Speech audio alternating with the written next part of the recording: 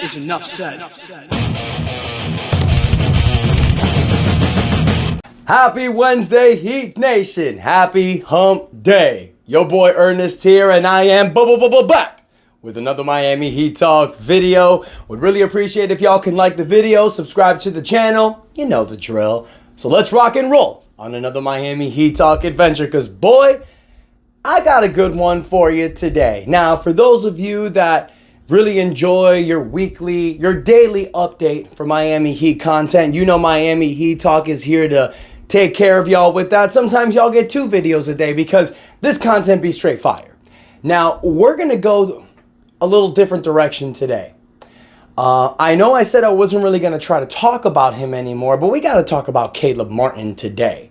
Now, Caleb Martin recently left the Miami Heat for the Philadelphia 76ers, as we all know. Little history here, little recap. For those of you that don't know, back in mid-season, the Miami Heat offered Caleb Martin a whopper of a contract. They offered him a 5-year, $65 million contract.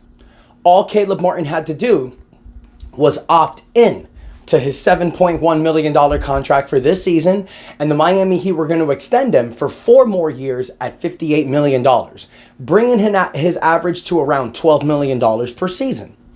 Caleb Martin and his agent declined that offer because Caleb Martin's agent felt that Caleb Martin could get more money in the open market, kind of like Max Strus and Gabe Vincent did after the 2023 playoff run.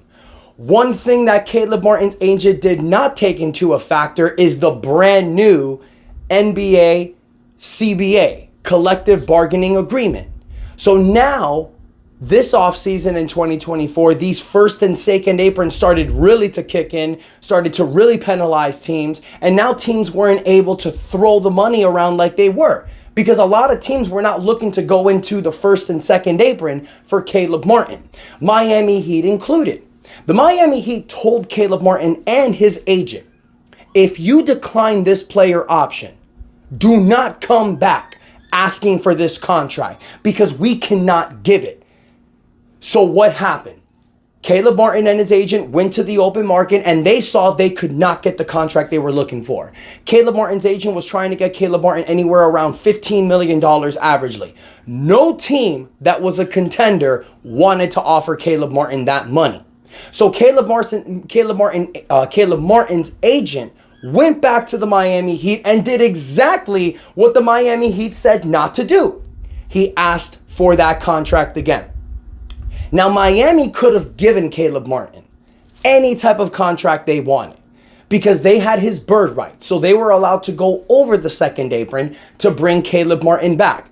But that would have been the dumbest thing to do if you're the Miami Heat, because if you gave Caleb Martin that contract, you would lock yourself as a second apron. You cannot aggregate trades. You lose your mid-level exception. You cannot sign buyout players in mid-season. It would just be a stupid thing to do. But Caleb Martin's agent went back to the Heat to ask for that contract. You know, like an idiot. And the Heat smartingly told him no. So Caleb Martin signed with the Philadelphia 76ers for a 4-year, $32 million contract, averaging about $8 million a year. With incentives, it can go up to $40 million. So Caleb Martin took a huge pay cut to sign with the Philadelphia 76ers. So in reality, his agent is just a dumbass. Like, that's the obvious thing that happened. They bet on themselves and it didn't help. It didn't work. Now, I'm sure there was a team or two that could have gave Caleb Martin the money he was looking for, but it was probably like lower level teams like Utah or Detroit. And who knows if they really even offered that type of money. Now, I've said in the past it was smart for the Miami Heat not to give Caleb Martin that contract because not only are you overpaying for a role player who was an undrafted player, and let's be real, the Heat make many of them, but also you're going to put yourself in a financial cap. You're going to hamper yourself for the next few years. And what have I said multiple times? This year is the make it break it year for the Heat. when it comes to the Jimmy Butler build. Are we going to continue this build or are we going to break it up? We will find out at the end of this season. So one thing you don't want to do is hamper yourself with contracts a part of that build. Kind of like you did with Dion Waiters, James Johnson, Tyler Johnson, Hassan Whiteside with those bad contracts. So you got to keep yourself financially afloat. But it was reported yesterday by Barry Jackson. Y'all know Barry Jackson, one of the biggest reporters down here in South Florida. If it comes from Barry Jackson, Ira Winderman, Ethan Skolnick, my eyes are going to pay attention and I'm going to watch what's going on. Barry Jackson reported yesterday, and I quote, "The Miami Heat had the flexibility to match Philadelphia's 4-year, $35 million offer for Caleb Martin, but Caleb Martin's camp never gave Miami that opportunity. Caleb Martin could have made considerably more money with that same deal with the Heat because unlike South Florida, Philadelphia has city and state income taxes. Not just state income taxes, city and state income taxes. I understand that Caleb Martin went to Philadelphia because Paul George went there. They got Joel Embiid. They re-signed Tyrese Maxey. He went to a championship contender. And I understand that, bro. You go to Philly to win a championship. You do you, boo-boo. But if you all want me to be honest, this is reminiscent of 2 years ago when PJ Tucker left Miami for Philadelphia. It was the same freaking thing. PJ Tucker was offered a 3-year, $30 million contract. Miami offered him 3 years, $27 million. PJ said no because Philadelphia was offering more money. Miami couldn't give PJ Tucker more money than that because it would have hit their cap. And they were trying to bring back PJ Tucker and Caleb Martin. And PJ Tucker said, no, I want to go to Philadelphia because I want to be known as a $10 million player. So he went to Philly. Caleb Martin signs a 4-year, $32 million contract with Philly. Miami could have matched that offer because, yes, the Heat were under the second apron. The Heat technically maybe didn't have all the money, but if they didn't sign Drew Smith, Thomas Bryant, some of these people, and they could have hit the moratorium period pretty simple. They could have signed Caleb first. They could have signed these other players. Haywood Highsmith probably wouldn't have been back, but you would have been able to keep this team afloat under the second apron. But the fact that Caleb Martin and his agent did not give the Miami Heat an opportunity to match the contract tells me two things. One, they're both stupid. I don't care. I don't care what anyone says. He wanted to leave Miami for Philly because Philly was a better situation. No, Philly's way colder. You have city and state income taxes. What the hell? The fact that you didn't let Miami match that offer tells me one or two things. The first thing, like I said, they're dumbasses. But the second thing, the situation was probably bad here in Miami for Caleb. We don't know what was happening behind closed doors. For all you know, Caleb Martin may have been upset because he lost his starting role, even though he's not a power forward. He's a shooting guard playing a power forward here in the Heat.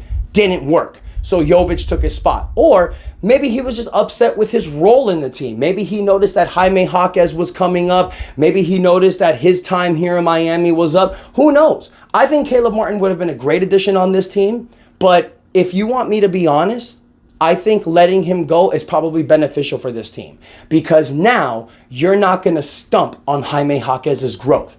Jaime Jaquez had to share time with Caleb Martin and Haywood Highsmith. So it was 3 guys basically playing the same role. Swiss Army knife. Now you lose Caleb Martin, you fill Jaime Jaquez in that role. He gets more quality minutes, more time with the ball. Haywood Highsmith gets to play his natural position, which is the 3-and-D wing player. They don't have to share minutes with Caleb Martin. So I think overall, this is beneficial for both sides. It's beneficial for the Heat because they don't have to give him that bad contract. And let's be real, I'm not cool with giving this role player that amount of money. Why? Because look at what we've been doing with undrafted players the last few years. Look at the players we have in Summer League now. Guys like Keshad Johnson, who, in my opinion, is the next Caleb Martin.